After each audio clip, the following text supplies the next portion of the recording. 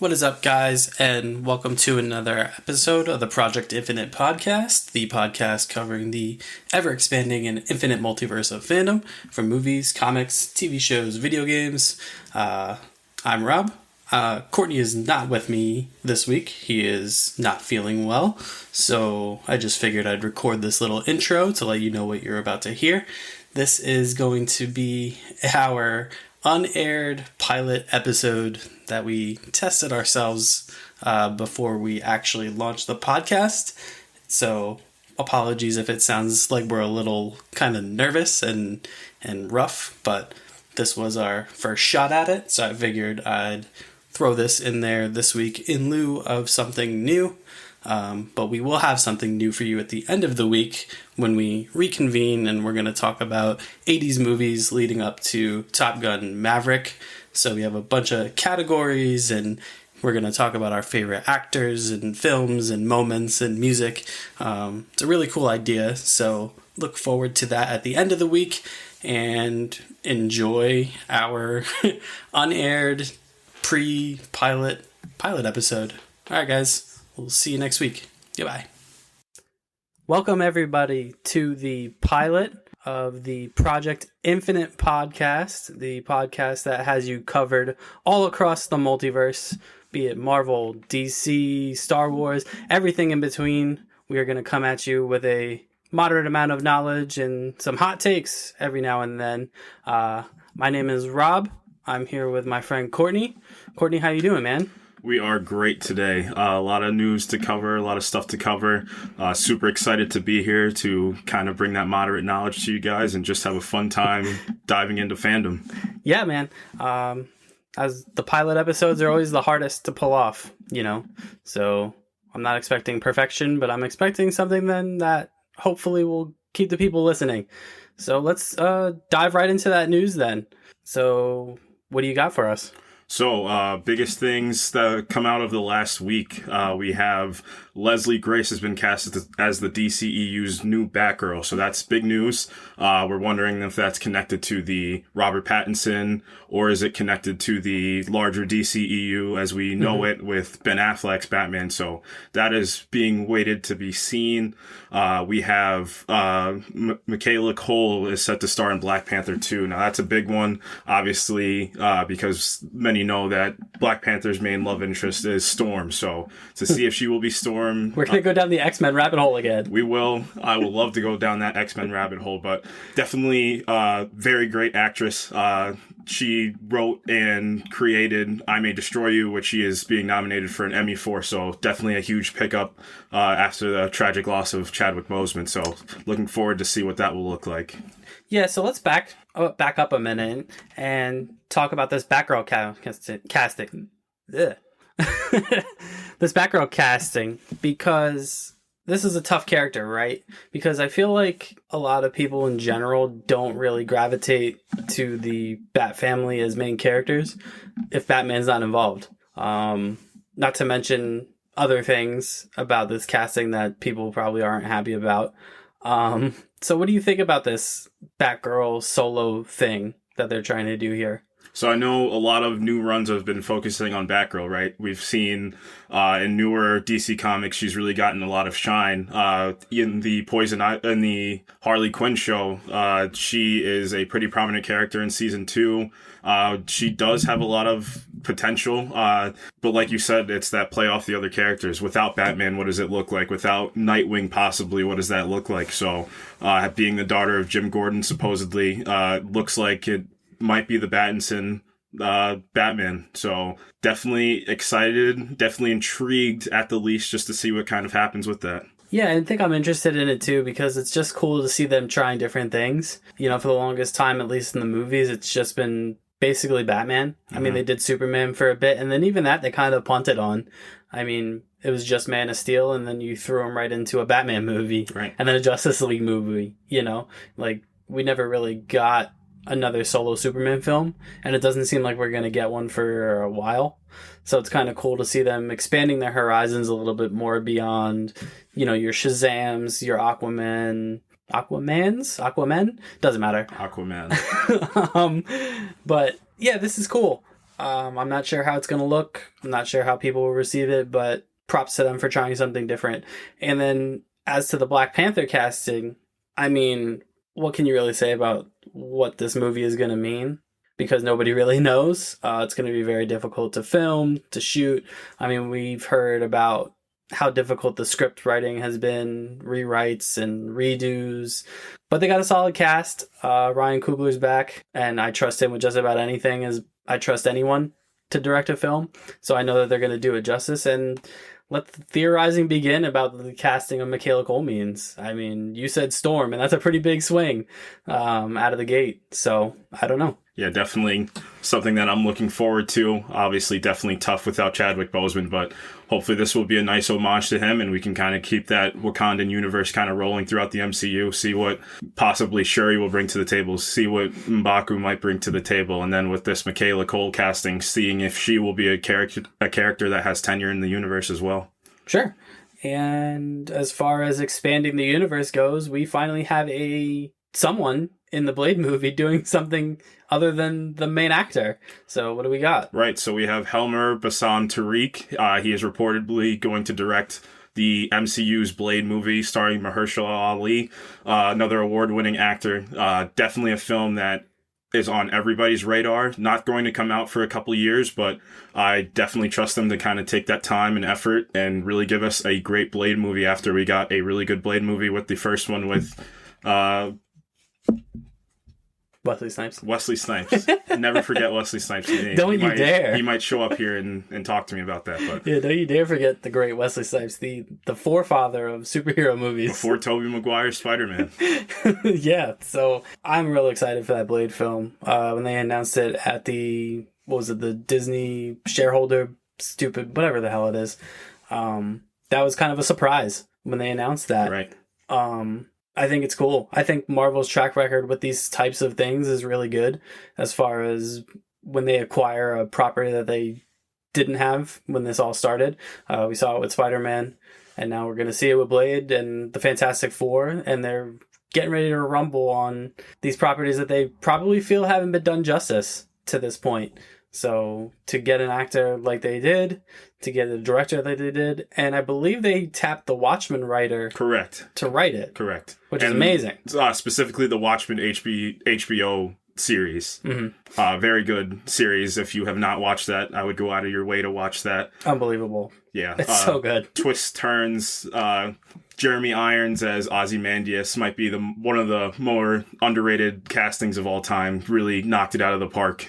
God, that show is good. So our last bit of news is I know one that you're super excited for in particular. Yes. The Dune trailer, which is coming. Yes. Dune is coming. So we talked about that a bit before. Dune, just the scale that it brings. Dune is really one of the grandfathers. This movie looks very expensive. Yes, it does. No penny was saved on Denis Villeneuve. So another filmmaker that has tremendous track record. You look at Prisoners, Enemy, Sicario, Arrival, and Blade Runner probably might be his most talked about film as of recently, that and Arrival. Just a filmmaker with a lot of kind of holding power in Hollywood. A lot of people go to work with him. Roger Deakins, who is possibly the greatest cinematographer of all time, went to work with him specifically on Sicario, Prisoners, and Blade Runner. So he is not back for Dune, but just pulling people like that, pulling Hans Zimmer to do the music for your movie, kind of tells you what type of filmmaker we're dealing with. Somebody that really understands scale, especially when we talk Arrival and Blade Runner. His colors in his films are really beautiful. And then just having a little bit of ambiguity in that science fiction realm is something that I really adore as well. Just knowing that there are these big worlds that we're dealing with, but at the core are still human emotions. And he really plays on that, and he plays on these kind of ideals that are larger than life. So with a film like Dune, just having that all-star cast, you have... All-star cast. Good Lord, I'm looking at it right now. Understatement. You have Timothée Chalamet playing Paul Atreides. Future MCU actor, probably. Yes, if they lock down Timothée Chalamet, that would be big time at this point. You have Zendaya coming off her fame from Euphoria. You have Javier Bardem. You have Oscar Isaac. You have Rachel Ferguson coming off her fame from Mission Impossible. So a lot You're of just top saying tier. these names, it's just like Jesus. Yeah, I've been waiting for this movie for a long time. This is something that when I talked about that scale, just knowing that I know Oscar Isaac jokingly said the scale of this movie is enormous, possibly bigger than Star Wars. So just seeing these sets look absolutely unreal right now. So definitely excited for this one.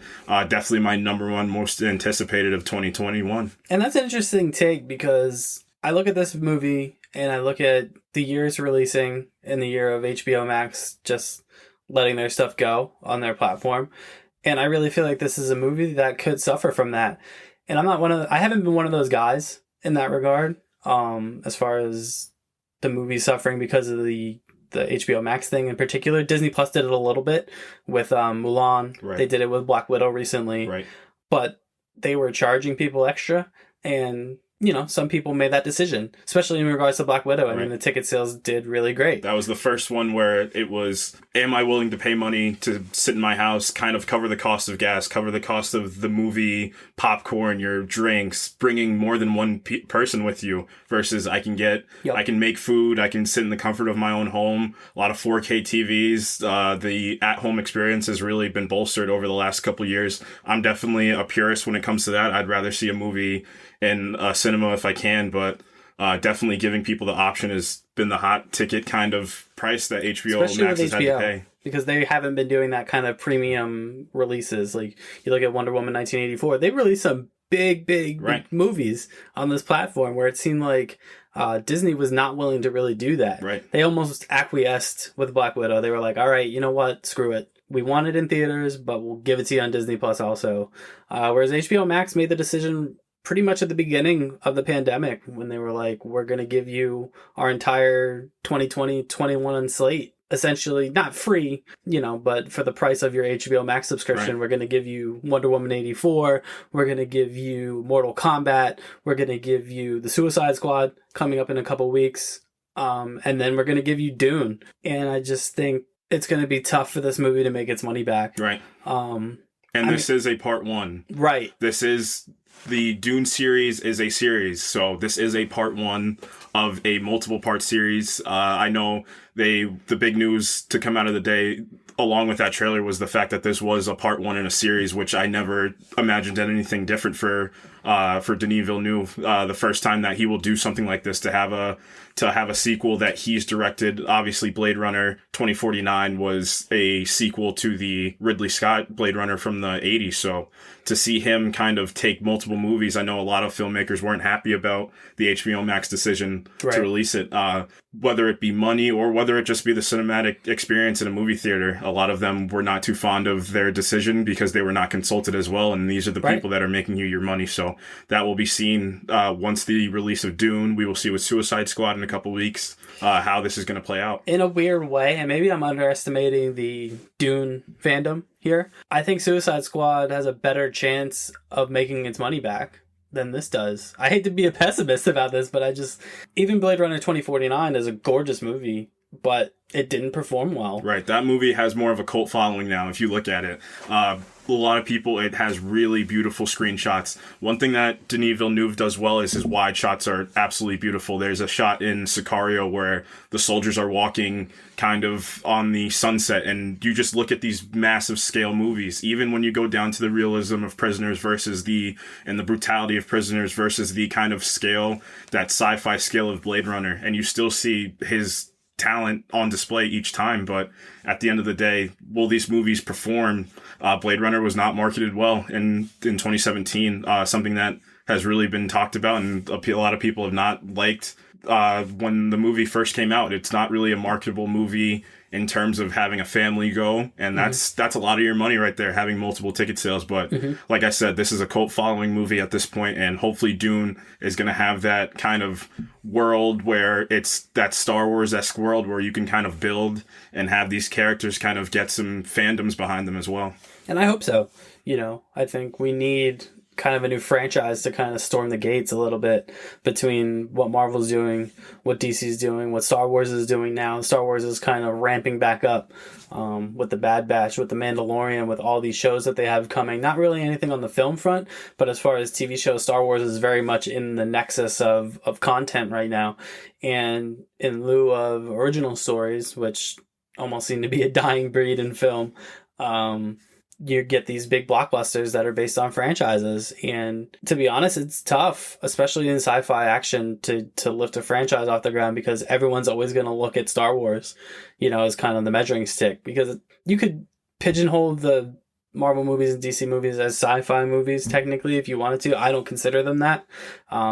So Star Wars is really the measuring stick that this is going to be up against. And it's going to be a tough hill. But I really hope it succeeds. I'm going to see it in theaters because I'm ready to go to movie theaters. I saw Black Widow in theaters. I think that's a great way to kind of put yourself back in the world out of this pandemic. It's a safe space. Vaccinated, unvaccinated, it doesn't matter. You can go to the movie theater and have a good time. They still keep the places clean. So if you're tossing up between those choices, I would definitely rather go see, especially this movie, in cinemas. Right. This movie is meant to be consumed in IMAX, no other way.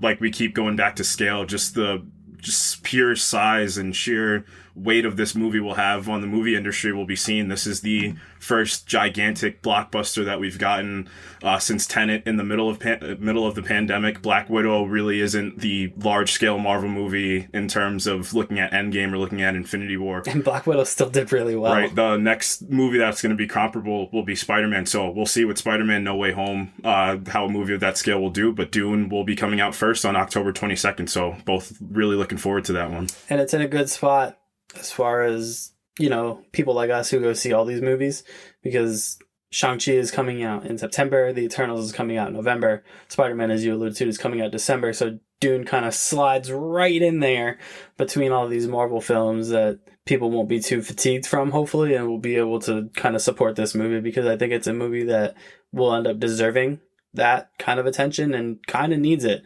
It's an expensive film, expensive cast, expensive music, so I really hope that people give this movie a chance. Yeah, definitely. So next on the agenda, we just kind of want to talk about the DCEU, talking about scale, having your three biggest superheroes outside of Spider-Man in the entire world.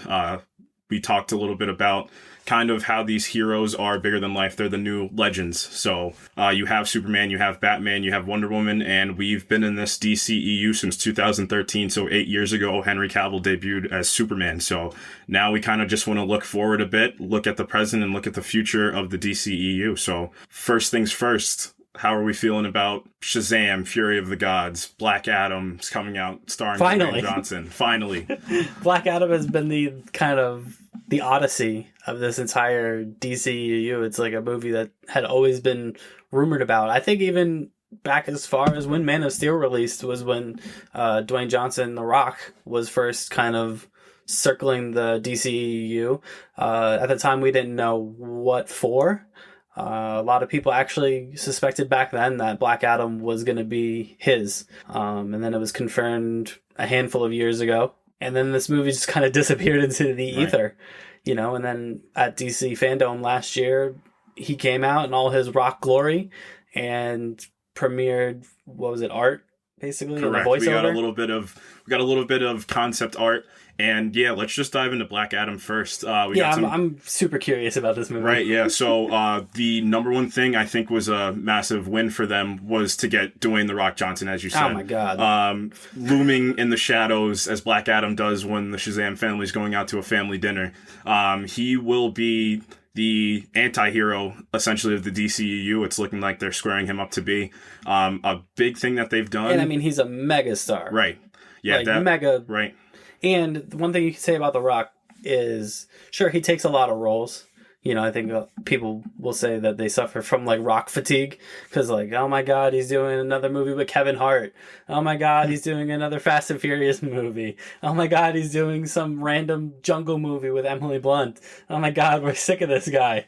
But all his movies make money still. Yes, they do. And the guy works his ass off for every film that he's in. I mean, he blacked out Times Square in New York City for a Black Adam ad. And you don't get that without an actor like Dwayne Johnson. It's as simple as that. Kind of going back to that Mystique conversation we had, pulling an actor of that scale is really huge for some of these studios. The Marvel Cinematic Universe is a rarity almost, because it seems like every movie you can find a A-list actor, and I believe every movie has had an A-list actor. They kind of did it backwards, right? Marvel kind of did it backwards, where they took a flyer on Robert Downey Jr., who's a megastar now, but back in 2008, nobody really wanted to touch him. Nope. He had a lot of personal problems, and he was seen as kind of toxic, not unlike Tony Stark. Right. You know, and Marvel was like, we really got nothing to lose with this Iron Man movie because we don't have anything else. Right. Everything else we sold to keep our company going. We have Iron Man, and we have Captain America, we have Hulk, we have Thor. I almost called him the Thor. The Thor.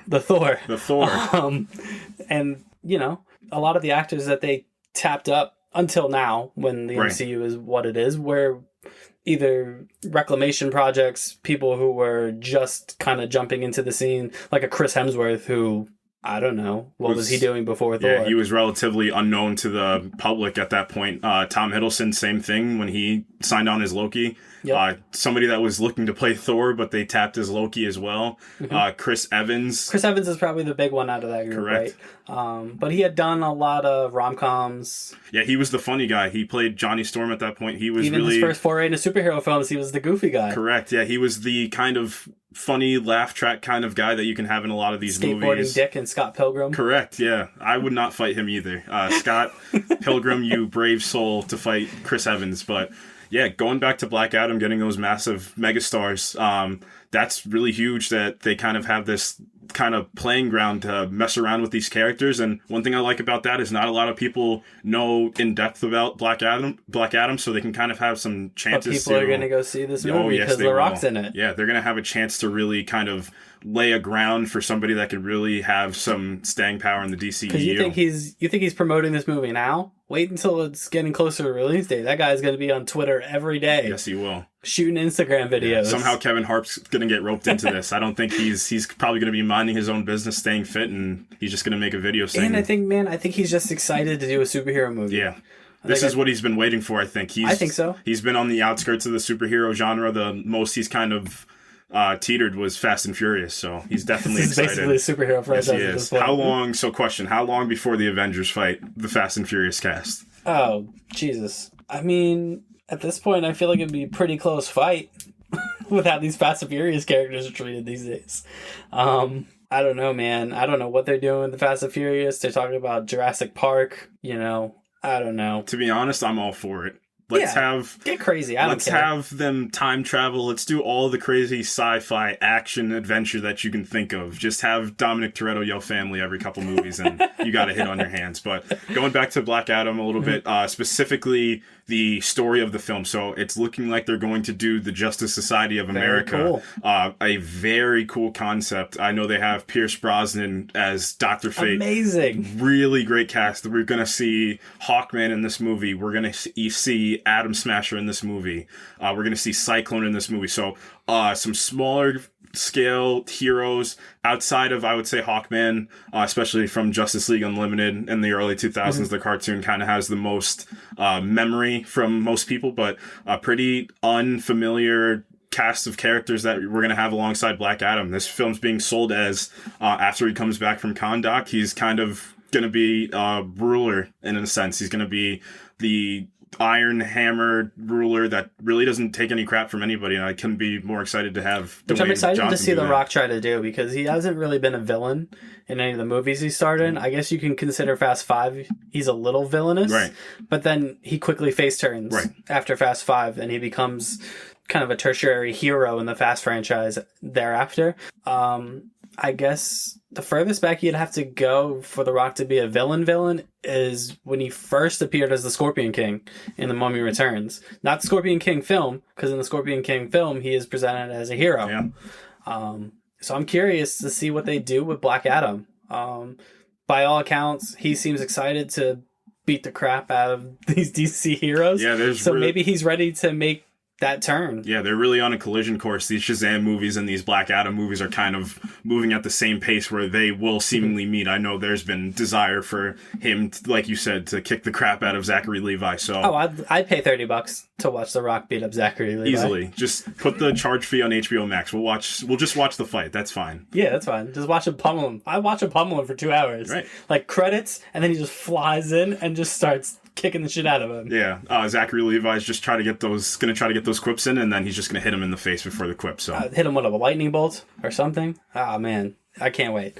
But kind of tailing off of Black Adam, it seems like DC is having more success with the lesser heroes. You know what I mean? And the lesser known characters, because Batman and Superman, it's been a struggle.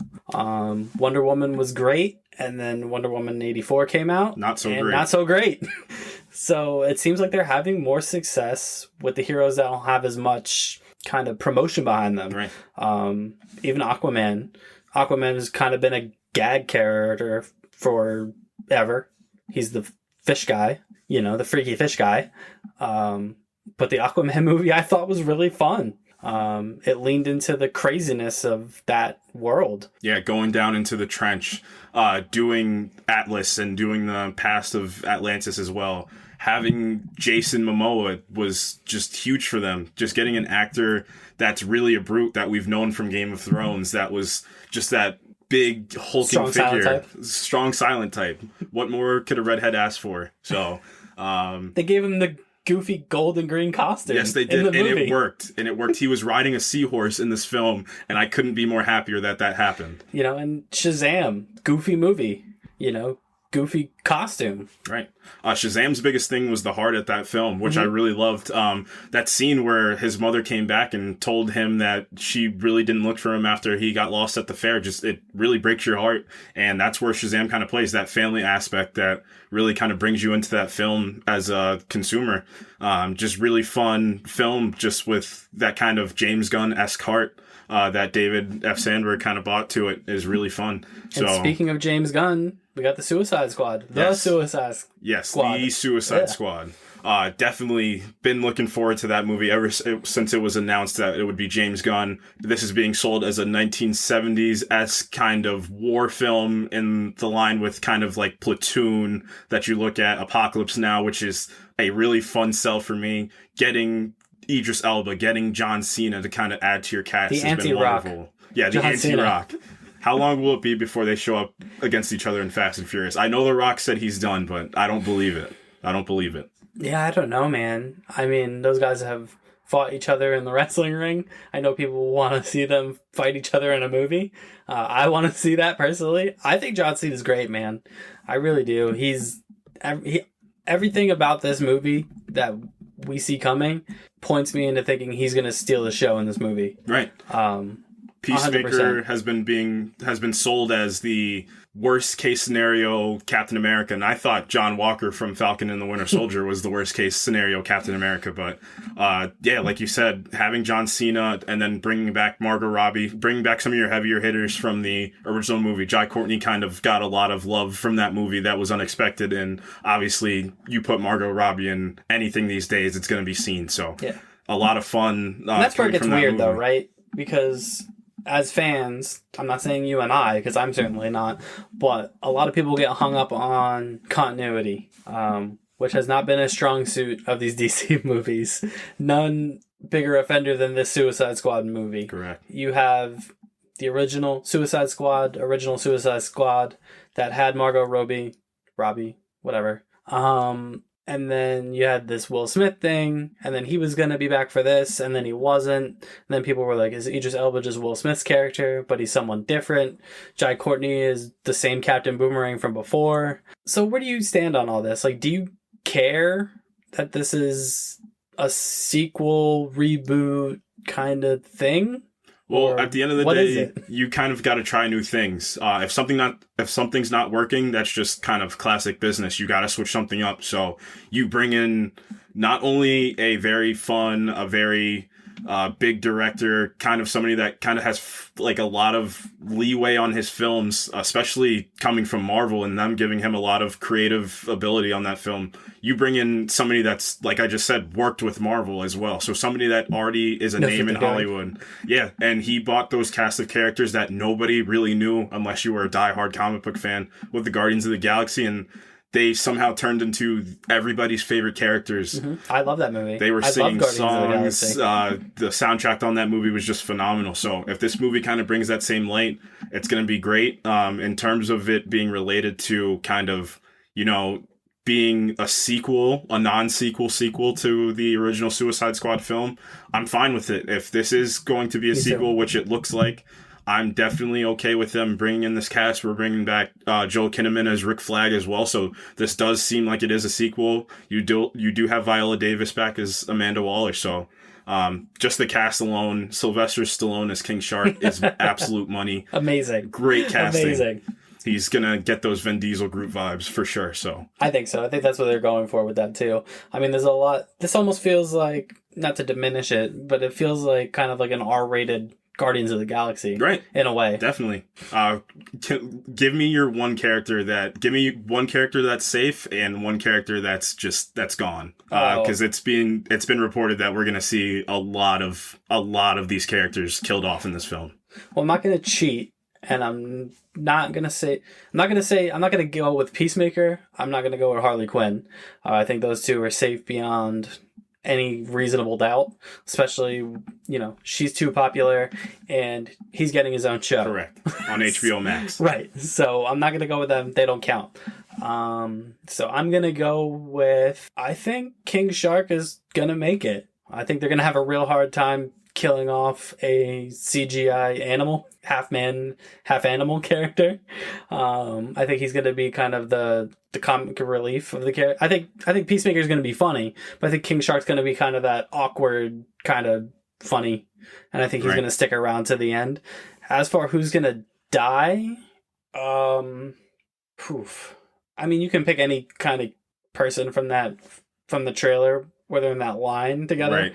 I think anyone in that group is probably going to bite it. So you got, I forget who's in there. Javelin is in there. Captain Boomerang is in there. I think Captain Boomerang might actually die. I think he also will die. That was my pick to see who would die from this film. I think in the trailer, kind of that first line of villains that you see, I think all of them will die. I think the only person I think in that line was Rick Flag. I think he'll be the only one that's safe just based on trailer footage that we've seen. But in terms of characters being safe, I think that, like you said, Margot Robbie as Harley Quinn will be safe. John Cena's Peacemaker will be safe.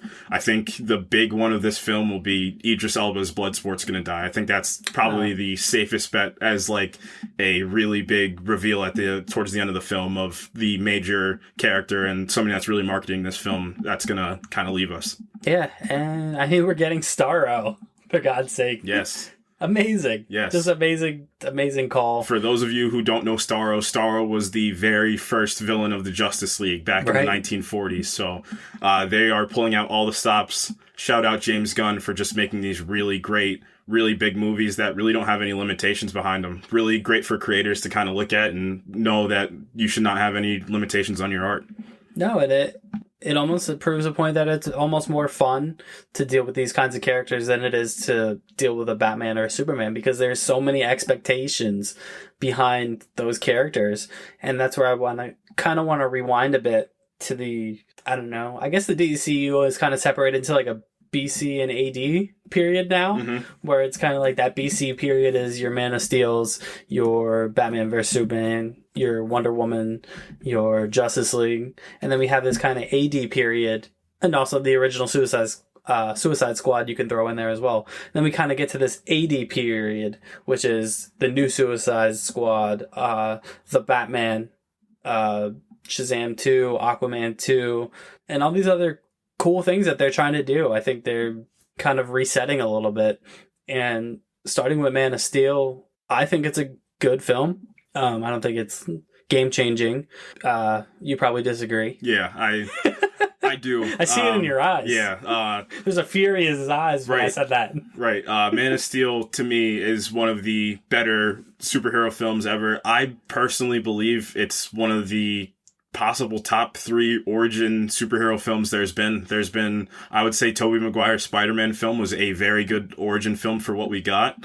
Man of Steel, and I would possibly say Iron Man are the 3 best origin films that we have had. Guardians of the Galaxy, I don't really count that because it's more of an ensemble cast. If we're just looking at one character, then I just think that what Hans Zimmer brought to the table with his score, music's amazing. Absolutely amazing. Yeah, I kind of liked that look at Smallville, those flashbacks that we kept seeing. I know in the future films I wasn't as fond of Zack Snyder's kind of biblical references that he was using. He was really overplaying the Superman being that space Jesus essentially. But I think in Man of Steel, should have just called it Space Jesus. Yeah, Space Jesus. Versus Batman is a very good film title. Would have sold a lot of tickets, but I think in Man of Steel there was this kind of subtlety that I really love because Man of Steel kind of got into that kind of science fiction realm a bit. I think the Krypton kind of sequence in the beginning of the film, I thought that was really well shot. A lot of tension. I know what's going to happen, which kind of takes away from the tension, but if you look at it as Jor-El and Lara just trying to get their son off planet, kind of take out Zod, really great sequence, a lot of great shots in there. You have a lot of great shots when he descends back to Earth to save Lois Lane, and then just the weight. I will not shy away from saying I don't love the third act. It's not my favorite third act in a superhero film, but I think the first 2/3 of that movie, just the biggest thing for that being the subtlety in those characters and kind of just fleshing them out a bit and making him a little bit more grounded and not this kind of glamorous save the cat out of the tree superhero that I kind of liked about that. And Scott loves Man of Steel. It's crazy. It's not crazy. It's fine.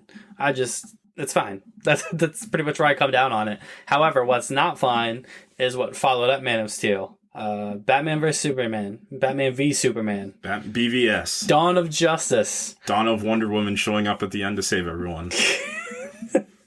So this is where things was the pivot point. Instead of going with a Man of Steel sequel, instead of going with a solo Batman film, they jumped right into their Captain America Civil War. 2 movies in. Right.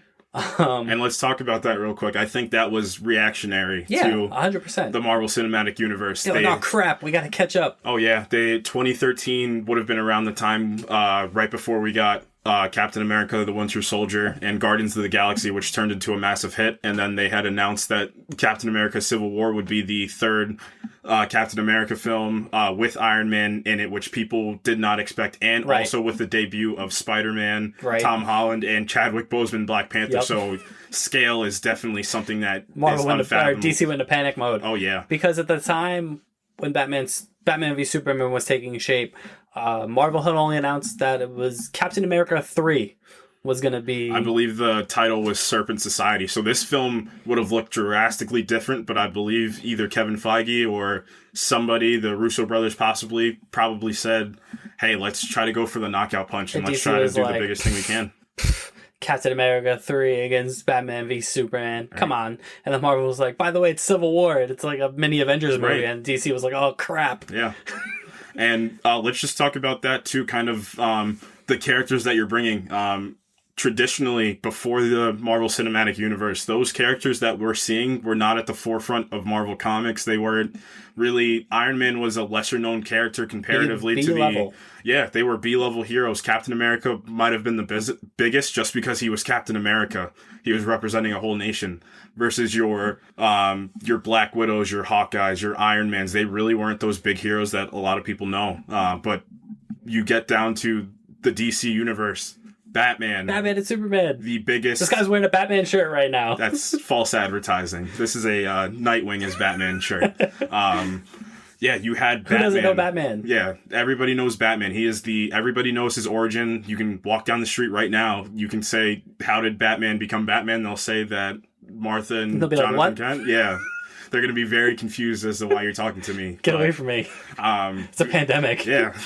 But you have Wonder Woman, the archetype female hero. You have Superman, who we talked about. Superman. Yeah, we talked about Spider-Man being kind of like that archetype hero and the things he does, but Superman is the actual kind of prototype hero. Everybody is based off Superman in the sense of when you do good, you think of Superman. He is the King Arthur. He is the Zeus. He is the end-all, be-all hero that there's ever been. And that's where I have a problem with this movie.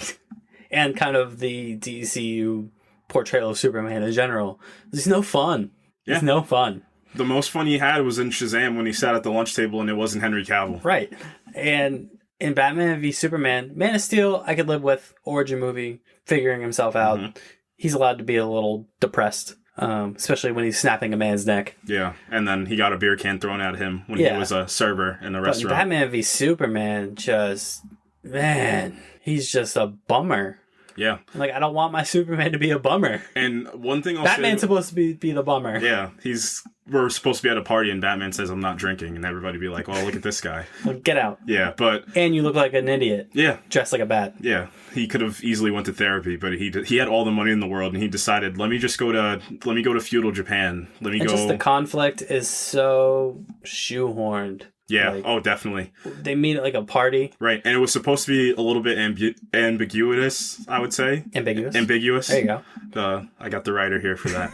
But it was supposed to be a bit ambiguous in the sense that the conflict that was supposed to go on of Batman not knowing what Superman was, and that was really, he was the stand-in for us of not knowing what that power meant to Earth, which I can live with, but kind of getting Lex Luthor in there and kind of manufacturing that conflict is really what hurt that film at the end of the day.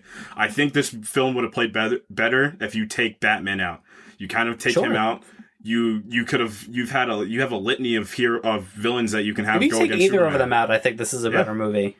Definitely. I think for this one specifically, just going back to a scene, there's a scene I actually like in this movie when it's kind of dealing with the weight of Superman, what he has to do with this Earth. It's kind of a montage sequence, a really well shot part where everybody has their hands on Superman. And I kind of like the world kind of, some people think he's this god that's descended from the heavens. And like Lex Luthor said, some people think he's a devil from hell that's come back to kind of take over humanity. Cackling idiot portrayed by Jesse Eisenberg. Yeah. And I love Jesse Eisenberg. Yeah, I do. Social Network, Zombieland. He's got a lot of great roles behind him too. Definitely, I don't think he thought this was going to be the portrayal that they were going to go with when he was cast, or maybe he did, and he kind of liked it. I caped up for him when he was cast. Yeah. People were going to that Heath Ledger place. They were like, oh, Jesus, this guy's going to suck. And I was like, no, this guy can do it. And I don't think it's his fault. I think a lot of it is in the writing, in the directing. Yeah. I think that's where this movie failed, that character in particular. They just missed on the portrayal, what they were going for. But the bright spot of this movie is Gal Gadot's Wonder Woman.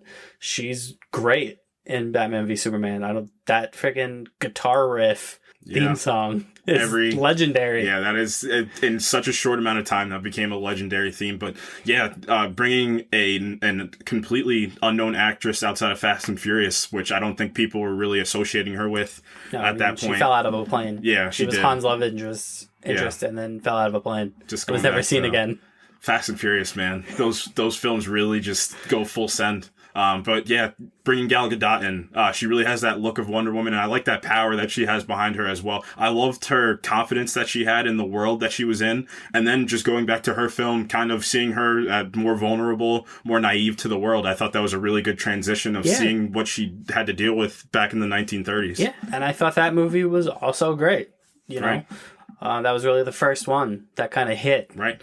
I mean, Man of Steel is kind of, I guess you would call it like a cult favorite. Yeah, it's got a really big cult following. Right. That I'm a part of. Right.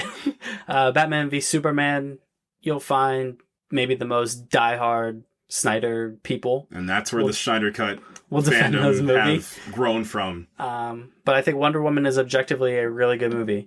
And then we get to Justice League. Yes. We're going to skip the Suicide Squad. The less said about that movie, the better. Yeah. Just real quick synopsis. We get Cara Delevingne wanting to send a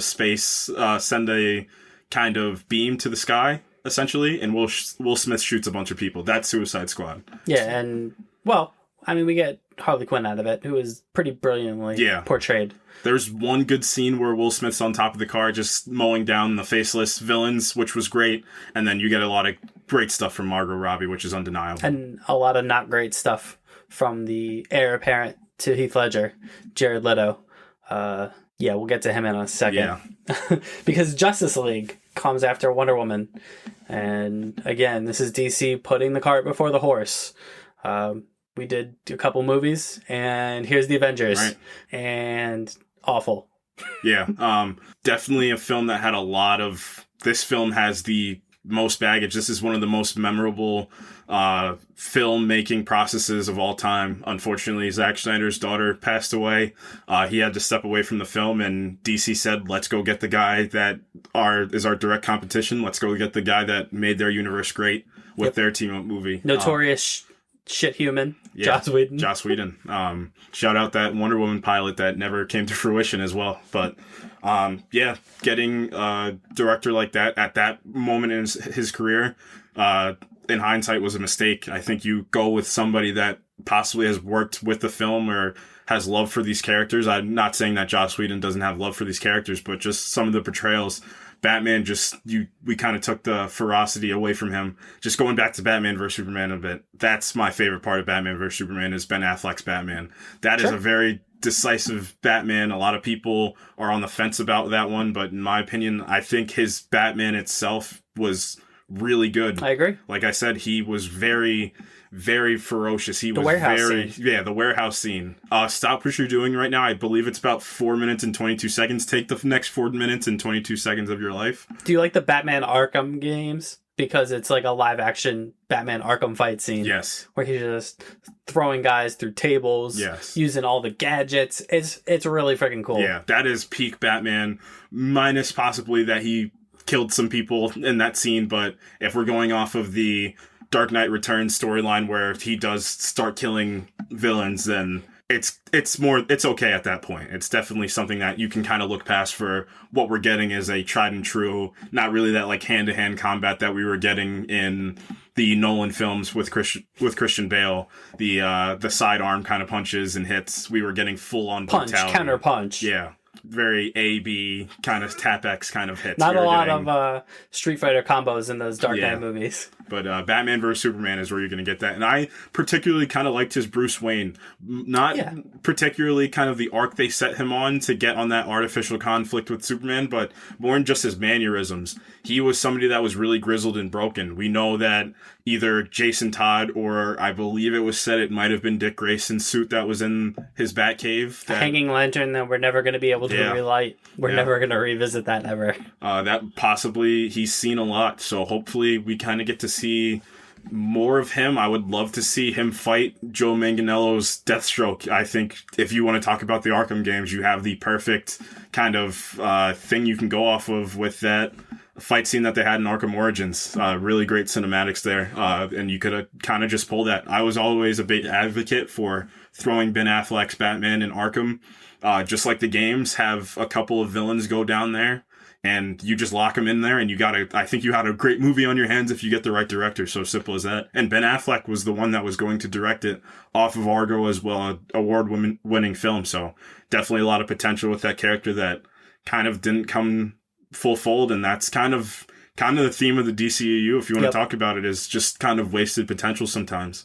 And that wasted potential starts with the Justice League film. Because I know you're asking yourself, like, well, wait a minute. Superman, Batman, and Wonder Woman aren't the only people in the Justice League. And you're right. Because this Justice League film introduced the Flash and Cyborg at the same time. Right. Real tough to do. Yeah. Real tough. Ezra Miller, let's just get that out of the way. Let's talk about Flash for a bit. I guess the kind of elephant in the room is Grant Gustin versus Ezra Miller. Grant Gustin really got a huge following after that Flash TV show, especially after season 1. Seeing him through those trials and tribulations, that was essentially a really good drama show, really good crime and drama show that had superheroes in it. It was fun to see every week.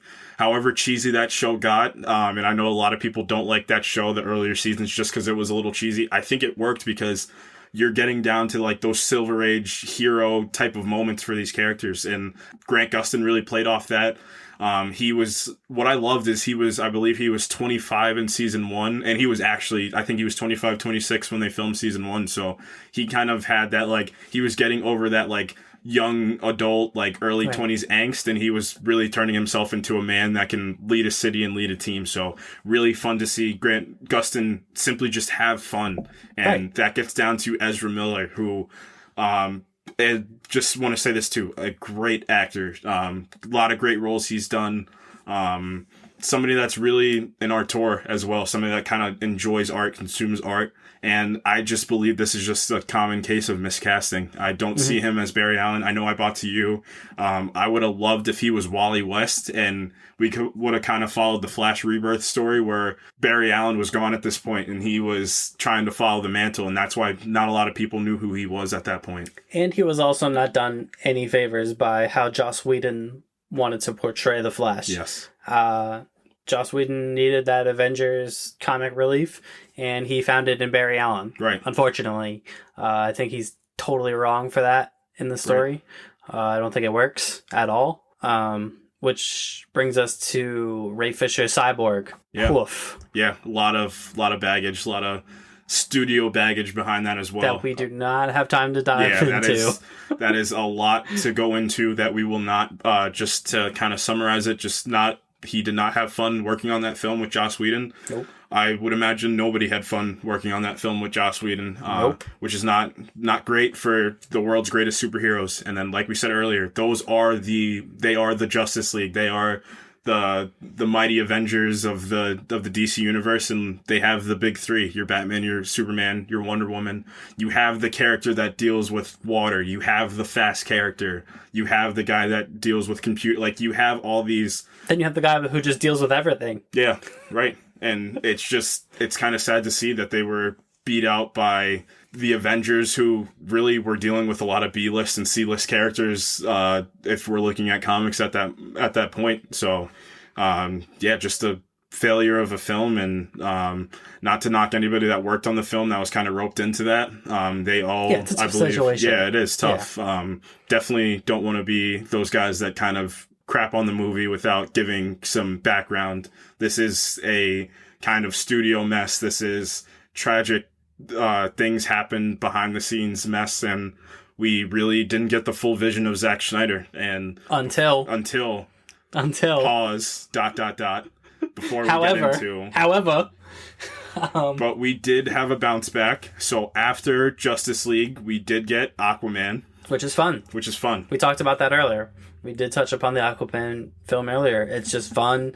It dives right into the comic bookiness of that universe, which I didn't think they were capable of doing. Yeah, just follows until this point. Yeah, just follows the Jeff Johns run of Aquaman. You can pick that kind of omnibus up, that storyline, and it's really just encompasses that whole thing.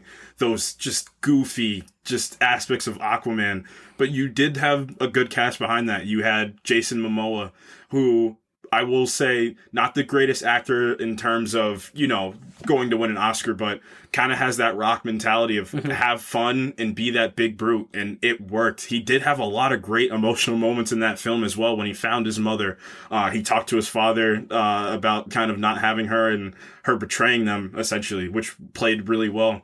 I thought that Patrick Wilson as King Orm, I don't know why, amazing. But I think he might be my favorite DCEU villain at this point. Yeah. Ocean Master was so much fun in that film. And that film's just an example of chew the scenery a bit. If you're not going to be that film that's super serious, like Batman vs. Superman was, chew the scenery, have some fun, get those big villain dialogues. I am Ocean Master. Just a really cheesy line that just works in a film like that. That's so good.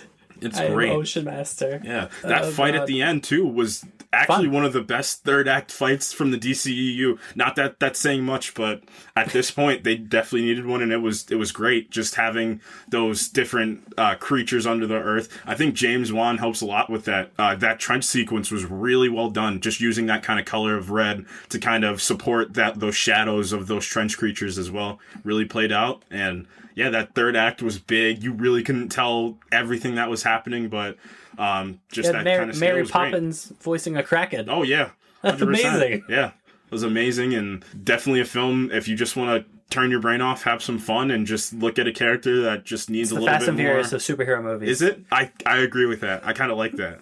It is. Coincidentally, Fast and Furious also directed by James Wan. Yes. James Wan knows what he's doing. Hollywood, keep having James Wan just helping me have fun in theaters. Help people have fun. If you want to have fun, go to James Gunn or James Wan. Any James. Any James. Maybe not James Bond. I feel like he'd throw me on a mission I'm not ready for, but... He can be fun. Yeah. Not the Daniel Craig one. He's what not about fun. James Mangold that did Logan? That's not too much fun. That's not fun. That's not fun. That's like right, maybe Alzheimer's, Professor X, and Dead Logan. Not fun. Yeah, not fun. No, Great movie, not fun. So after Aquaman, we go to... Shazam. Fun. Again. We're fun again. We're doing fun again. Great fun. And talking about David F. Sandberg that directed this movie, somebody that was working with Blumhouse and those kind of indie horror movies, and he definitely used it in Shazam in the most unlikely of places, having the 7 deadly sins. Great cast behind this movie. Those kids really brought everything they had to this film. And kid actors can sometimes be the worst. Right.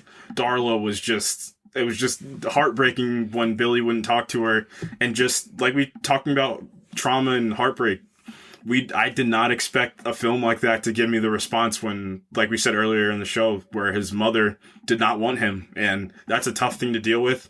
And it's just, at the end of the day, a lot of these films getting the stay that they get is from relatability. Guardians of the Galaxy, a big space movie that has to deal with cosmic entities and power stones and aliens, getting down to the core of, I miss my mom. Simple as that. A lot of these films that kind of give you a lot of emotional tolls and emotional responses are as simple as just having just common themes like that. Relatable and Shazam themes. does that so well. Yeah, it does. That ideal of family. Don't tell Dominic Toretto, but that idea. Is this a Fast and Furious episode? I think this is a Fast and Furious episode trapped inside of a DC episode, and us and The Rock are trying to break out of it. But yeah, just having that emotional core is just a really big win. Something that Batman vs Superman I think needed a little bit more. I think it was too outskirted. I think they were trying to get to it with The World versus Superman, which would have played better if it was just a Superman movie. But getting a little bit more smaller scale with the Shazam family, just a family in Philadelphia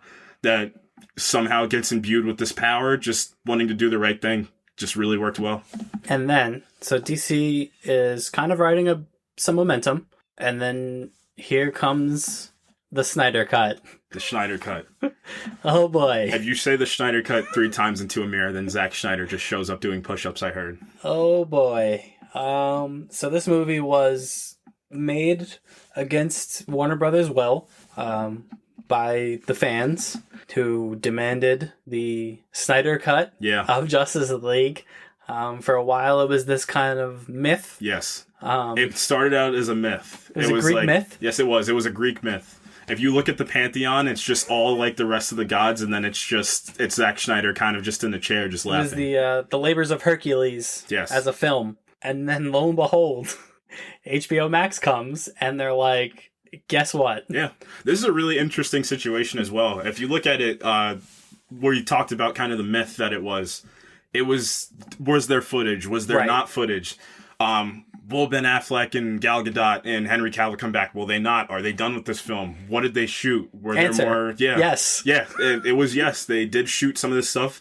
I know in the beginning of the Snyder Cut, there was a scene where it definitely was a reshoot. Gal Gadot was definitely behind a green screen to kind of play off the Batman vs Superman ending where, spoiler, Superman dies.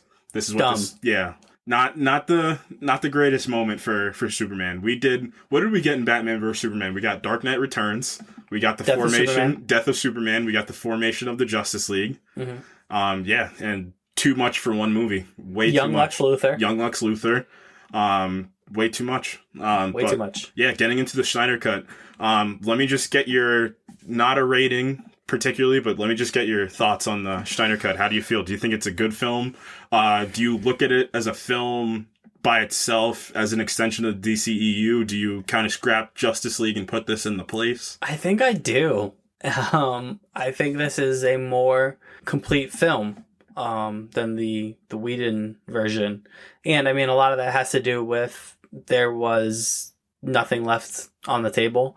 This was a 4-hour movie that literally had intermission sequences and title cards. Yeah, they were kind of telling us to watch this film as a 6 parts. Almost like a TV show. Yeah, as a TV show. Yep. Yeah. And like you said, going back to the question of, what is this? Right. Is this just going to be existing footage? Then reports come out that they're giving Zack Snyder millions and millions of dollars to film new stuff, and there's new stuff in this. Yes, there is. Some good, some not so good. Particularly the ending, the epilogue, I should say, not the ending. I think the ending is marks better than the original. Oh yeah. Just getting kind of Henry Cavill back in there. Getting a tried and true Justice League, and then the Dark Side reveal. So let's just take a second and let's just talk about kind of Justice League. And this movie had big plans. This movie was originally supposed to be split into 2 parts. I believe Lois Lane we were supposed to see the death of Lois Lane that led to the nightmare sequences that we have been seeing. So, they call it the nightmare sequence, but it's basically Injustice, right? That's correct. What it is. It's almost like a possible future. That's what it is. Right. Thanks a lot, Sylvie. Injustice. Sylvie somehow made the DCEU another multiverse. So, but I think kind of we talked about the Flash and Cyborg in the Whedon cut and how hard done by they were. I think both of them are substantially better in this. Especially Cyborg. We can touch upon him in a minute. Definitely. But just quickly on the Flash, Barry gets this really cool, heroic moment at the end of the movie. And they telegraph it a little bit with the, if I time travel, it's not going to go well. And then you're like, well, he's definitely time traveling at the end of this movie. Foreshadowing. But I think it's a really great moment. I think the music is really great in that moment. And you see that kind of goofy Barry Allen that Whedon presented us is totally gone in that moment. And he's a kid who has the weight of the literal world on his shoulders. He's watching his world be erased, obliterated in this moment, and he's the only one who can undo it. Yeah. And he's giving himself this pep talk, like, oh, you got to do this, you got to do this, and you got to do it now. Yeah, and then he takes off. Right, if you look at superhero movies, everybody has the superhero moment. That's what it's been dubbed. The moment, that call to action. Simple as that. And I think Spider-Man lifting the building in Homecoming. Yeah. Him lifting the building in Homecoming, which got taken from Steve Ditko's art. Just amazing that was presented in live action. The Captain America fastening his shield to his arm in Avengers Endgame to stand against Thanos. I would put that moment in the Snyder Cut up there with that. Yeah, it was great. Just seeing what a hero really needs. We talked about Spider-Man life story, and what every hero has is that just moment where they realize that I need to do this just to keep people safe and for the greater good. I don't care if I get hurt. I don't care what happens to me. This is above me. Doctor Strange had a great moment. Maybe he needed to have that told to him by the Ancient One, but a really great scene, emotional scene from the Marvel Cinematic Universe when he's talking to the Ancient One is just simply, it's not about you. This is about everybody else. You are here to protect everybody else. So definitely loving to see a character that has a lot of grace in the DC universe overall, Barry Allen, get that kind of moment to really present himself as somebody that people can really look up to and have a lot of fun with. Yeah, I think, and like I said, I think that's a really great part of that film. And another really great part of that film is everything that has to do with Cyborg. Yeah. Oh, definitely. He's the heart and soul of that Justice League movie. He is. And kind of how, funny enough, how El Diablo in Suicide Squad kind of got like a lesser character that really got the shine emotionally, and just goes back to kind of the theme of what kind of makes films great for me personally, specifically some of these comic book properties that really are pumped out from studios, and we get a bunch of films. Is just that emotion, getting Silas Stone in that film with him, and having him see his father die, simple as that, and just that estranged father figure that he is angry with because he believes he should have just let him die. Living with just getting that call to action, same thing. It's the great power, great responsibility trope passed on to Cyborg. You were given you're the greatest living computer that there's ever been. You are one of the greatest entities there's ever been in this universe, so you need to do something about this with your power, and he does. Yeah, I mean, this is an ensemble film, but he really feels like the protagonist. Yeah, he does. Of the Snyder Cut, not of the original. Yeah, a lot of the story flows through him, because if you look at the mother boxes, which are the MacGuffins of this film, if we'll say, one of the boxes is in Atlantis, but it's kind of on the outskirts of Aquaman because he's estranged from Atlantis. You have the box of Man, which has to do with Ray Fisher's father's character in the film, just getting down to having him resurrect his son with this, bringing his son back. Him not loving his son for the football player, but loving his son's mind, where he realized, I should have just loved my son. Just little things like that just really kind of bolstered his character up and gave him a lot of emotional power over the film and just made it a little bit better overall. Yeah, so I think the redemption of The Flash and Cyborg are two absolute highlights of the Snyder Cut. However, I don't think it's particularly shot well in a lot of places. It's a lot of Band-Aid work. You're really patching this up. It's like you just ran into a pothole and they just throw a little bit more cement over it. It's unfair to say it's too long. Yeah. Obviously. Duh. Yeah. No movie should be that long. No.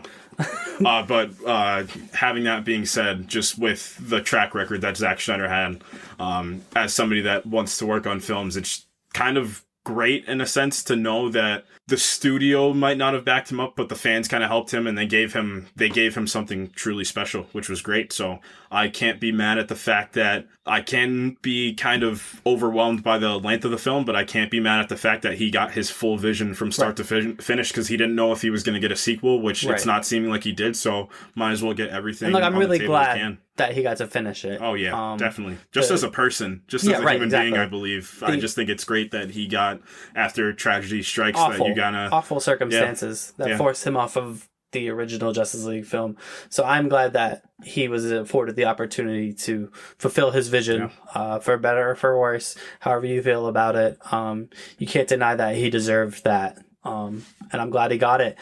And just a couple other things, like the black suit Superman thing, don't think we needed it. Yeah, it's definitely, I feel like the studio stepped in and said, wait, we gotta sell a couple more toys while we're here. Maybe. Getting another suit in the movie. But that was the original vision, so that can obviously still be wrong. But I did this is my love for Henry Cavill kind of showing Superman, but the sequence where he kind of comes back and he's walking through the scout ship just gave me those Man of Steel vibes, those little bit more subtleties of why Superman is Superman. And that's the thing. I think it would have been way cooler to present that scene and then have him put on the blue and red and yellow. Right. You know what I mean? Because it seemed like that's the Superman he wanted to be when he kind of woke up. Right. And then he just put the black suit on for some reason. It did feel a little bit, didn't feel organic, because at the core he is the red and blue suit wearing. It would have been better if they buried him in the black suit and he came back in the black suit, kind of akin to the Death of Superman story arc, and then he would have put back on the red and blue suit, because he truly is the hero. Like seeing him at the end of the movie pull aside his shirt and seeing the black suit was a little off-putting. Right. So I would have loved to see the red and blue suit. So. And then what really just not ruined the movie for me, but really soured me on it is this epilogue. Yeah. Didn't need to be there. Didn't need it. Right. Conceptually, I don't hate the epilogue one bit. I think it's a cool concept. Darkseid being in the film it's a mixed bag. It's cool. You get to see... He's very Thanos in the Guardians of the Galaxy. Right. People think, just looking back at comics, people think Thanos is a big bad. Darkseid is the big bad. He really, truly is of either universe. He is the end-all, be-all person that there is. There's no force like Darkseid in either Marvel or DC or beyond, but outside of Darth Vader, I would say, for Star Wars. But if you look at it, just having a character of that scale in a movie just kind of tells you about the world building, and then going into that nightmare sequence, you kind of see where the vision kind of gets a little bit overwhelming with you trying to put too much in one film instead of kind of branching it out. But at the end of the day, that goes back to him not knowing what he's going to get after that. Right. And then that's where the Martian Manhunter thing comes in, which you're like, what is happening? Right. Yeah, I love Batman's response to it, that he's seen so much over such a short amount of time. Like, he's been introduced to aliens, to Amazons, to like, it's supposed to be this big moment. Right. The Martian Manhunter shows up and he's like, I'm here. Hello. Right. It's me, Martian Manhunter. And Batman's like, fine. Yeah, cool. Thanks. Yeah, just fill out the Justice League application at the door and then be on your way. Simple as that. Get out. Yeah. And then we get this return to the Nightmare timeline, which, not a fan. Again, didn't need it. Not a fan Didn't of it. need it. Yeah, it's, like I said, I'm conceptual-wise, cool concept just to see all these heroes. You see Deathstroke with you, you see Mara with you, wanting to avenge Arthur. But, and yeah, we see... He's back. Yeah, he's back. If you didn't love him in Suicide Squad, you're not going to love him in this. You might love him a little more.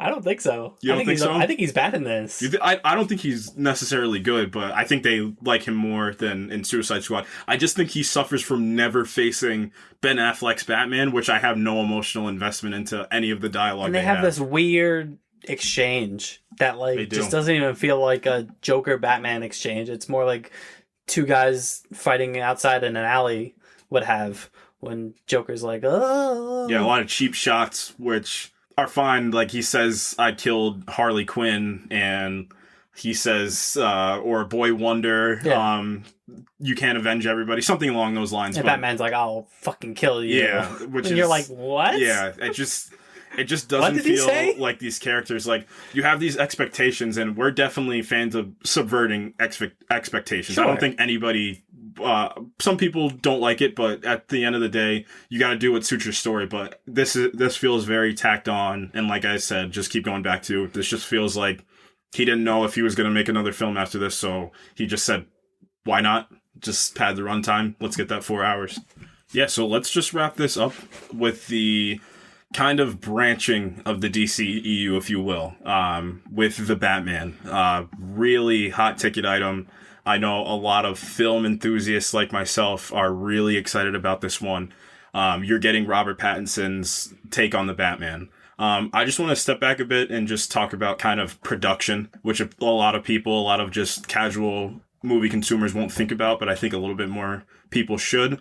A lot of times what happens is we see a film and this is Robert Downey Jr. as Iron Man. That's it. That's the end. This is Henry Cavill as Superman. That's it. But a lot of people should take a step back and kind of look at the rest. So for the Batman, we're getting Matt Reeves' take. A filmmaker who, my favorite thing about him is he's taking kind of these characters. You get into the Planet of the Apes franchise and putting this realism on top of them, which is, we're talking about talking apes and monkeys, and it's nuts to think what he's bought from that franchise. Just a lot of emotion, a lot of just these little subtleties and getting them emotion. A lot of that comes from Andy Serkis as the lead, somebody he's bought back as Alfred for this film, but great casting. Yeah, great casting. But let me get your thoughts on Robert Pattinson as Batman. I'm amped for it, man. Yeah. I really am. I know a lot of people pass him off as the guy from Twilight, because that's what he's most known for. But if you've ever looked into any of his stuff that he's done since then, he's amazing. Yeah. He's really great. I think the best thing that Robert Pattinson has done, and I'm probably going to talk about this film a little bit more as like a cinephile versus something that needs to fit into universe, which I think it's going to help this character, is what he did after Twilight is he kind of went the indie route. He did Lost City of Z. He did Good Time with the Safdie brothers. He had these kind of smaller budget film roles, but kind of taught himself. He broke out of that big Hollywood kind of fatigue, and he kind of bought himself into really leaning into what makes an actor great. The best thing I've heard about him is he's a chameleon. You can get any kind of role to him and he'll kind of play it by ear and kind of adapt, which I love. So Robert Pattinson, his jawline's perfect. I will be an advocate. My favorite thing, just to relate back to comics, he kind of looks like the Court of Owls kind of Batman. His jawline specifically, it's kind of pronounced in that, and he's just, his look is great. Sick. Yeah, the suit looks great, and this is the first suit. That has been said that this is the first suit, so nobody should panic about it's a little, they don't like the collar, they don't like the ears aren't long enough or short enough. I believe this is a good suit. Cool. Yeah, really, really big fan of this. But, like, if this was his look going forward, I wouldn't even complain. No. I think the suit looks great. Yeah, but... I really do. Just to get behind the story of this film a little bit, this is presented to us as Batman Year 2, essentially. If you want a Batman Year 1, you have two versions. You have Batman Earth 1, and you have Batman Year 1. Two great reads that everybody, if you want a little bit of background about the character, should check out. A really interesting take. We really never see heroes like this, if you think about it. It's either you get your origin or you're already established. I think the MCU Spider-Man, Tom Holland, he was the only one that you kind of got that Year 2 sense where he's been at it for a bit, but that still was in an ensemble cast before he got to his own movie. This one he is Year 2. He's really taking on that kind of, I think, not really caring too much about what people think about him yet. He probably hasn't understood that there needs to be a difference between Bruce Wayne and Batman that I think he will get. I think that's what I'm most curious about, because it's something you don't see a lot of in the trailer. You don't see a lot of Batman, period, in the trailer, but you do see, what you do see of him is Batman. Yeah. I mean, he stands there while, I don't know if he's commissioner yet, but Jim Gordon, played by Jeffrey Wright, and more just amazing chef's casting. Kiss casting. I think he's going to be amazing. Yeah. I'm excited to see his Jim Gordon. And then you see the stinger at the end of the trailer where he pummels some thug, and he debuts his take on the Batman voice when he says, "I'm vengeance." Yeah. And he pummels some guy. But what you don't see a lot of is his Bruce Wayne. Yeah. That's kind of a big unknown in this, is how his Bruce Wayne is going to look. Right. You see him looking a little sad with the eye makeup on. Great touch. Yeah. Which you never see Ben Affleck or Christian Bale do. I've never seen. Which is great. But yeah, just kind of looking at the rest of the cast, you bring in Paul Dano from Prisoners and There Will Be Blood. Phenomenal actor to play your main villain. We're going to see a couple villains in this film. We're getting Colin Farrell as Penguin, Oswald Cobblepot, which is insane. Just looking at some of those set photos and from the trailer, completely unrecognizable. I think that's amazing what they've done in the makeup department. You're getting Zoe Kravitz as Selena Kyle. You're getting Jeffrey Wright as James Gordon. This cast is just absolutely just enthralling to look at. And in a weird way, I wasn't mad at the Ben Affleck casting. I think we've talked enough about that. We both like him as Batman. Yeah. But this casting and this first trailer gave me a feeling about Batman that I haven't had in... I wouldn't even say Batman Begins gave me this. Yeah. What? And I'm a little too young to think fondly on the Batman 89 and I've seen it, obviously, but I wasn't around for the hype around it. Yeah. So I didn't see the first Batman 89 trailer. I'm old enough to remember George Clooney as Batman, but none of them How do you feel about Val Kilmer's Batman? You a fan of Val Kilmer? No. Never seen The Saint? Go watch The Saint if you haven't. But yeah, I definitely feel you on that. Just this film has this aura about it that it's indescribable at this point. I just think a lot of that, like I said, comes down to like the overall production. Matt Reeves, if you go listen to him talk about it from the DC fandom, you can find that on YouTube. He loves this character, but more importantly, he loves the overall just feel of what Batman brings to Gotham. He says every person should treat Gotham as its own character, and you can kind of feel that a little bit in this trailer. You feel that kind of that old kind of like that older city feel to it, a city that has secrets possibly to it as well, and you can kind of feel crime rising at this point too. Yeah.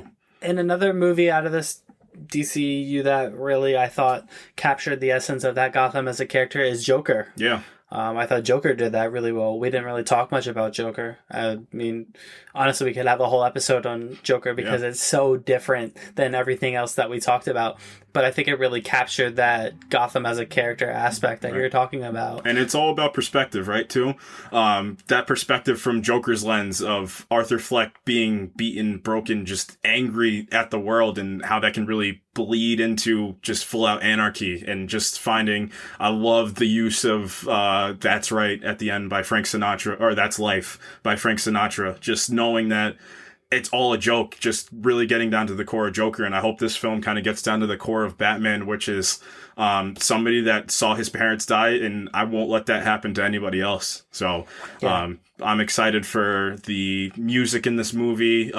Michael Giacchino, fame from Pixar specifically, but The Incredibles and one of the greatest superhero movies of all time, by the way. One of my favorite. The best Fantastic Four movie. Yeah. You ever think that the other Fantastic Four movies look at that and they just say, let's do that, and then it just never happens? I think that happens all the time. But no, yeah.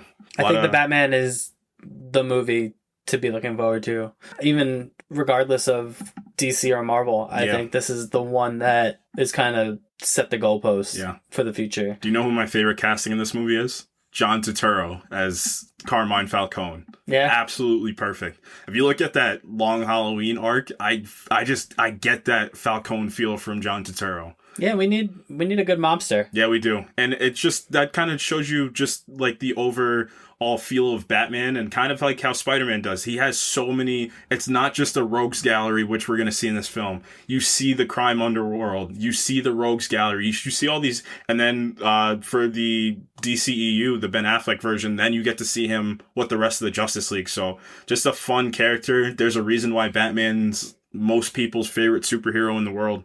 So we're going to kind of get to see the origins. We won't have to be spoon-fed the death of his parents, anything like that. But I hope this I don't need to see them die again. You sure?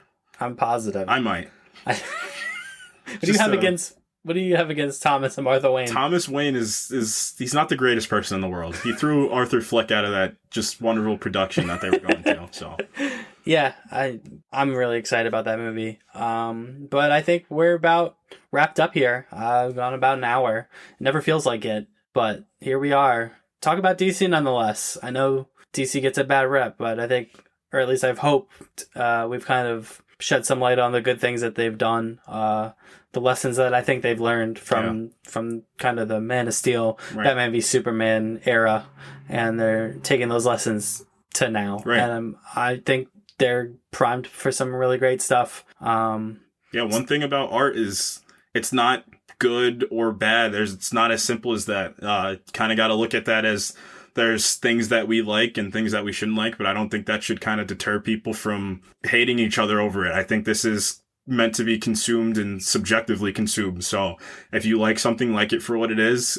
Perfect example of me with Man of Steel. If you don't like something, I don't think that's an excuse to kind of go out and just spread hate about it. You might not like something, but I don't think there's, besides Suicide Squad. Yeah, slander that movie all you want. Sorry, David Ayer. But you can. There will not be a release the air cut of Suicide Squad. I will personally make sure that doesn't happen. Yeah, that's dead. But no, I think that's well said, and that's going to do it for us. So like, follow, subscribe, Project Infinite on Facebook and Twitter when I make them, because they don't exist yet, because this is a test episode. And YouTube soon. YouTube it. Yeah, I think that's going to do it for us. You got any parting words? Yeah, just watch more movies, read more comics, write more, consume more art. Simple as that. Just this guy is so good. Yeah. So good at the exits. Once again, I cannot top that. So thank you, Court. I'm Rob. We are signing off, and we will see you next week.